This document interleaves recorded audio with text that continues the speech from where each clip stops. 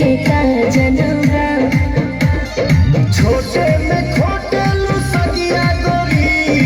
एही से लागल बदगिया गोरी हरी हरी ओढ़नी तोहर छूटल कवना बगिया ए गोरी हरी ओढ़नी तोहर छूटल कवना बगिया ए गोरी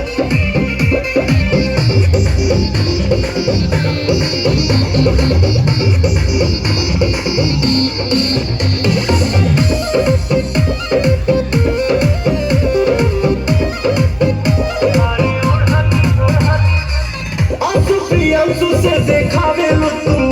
कर चलता तो हर पवन में से चक्कर चलता चक्कर हो पिए साकर वेद जन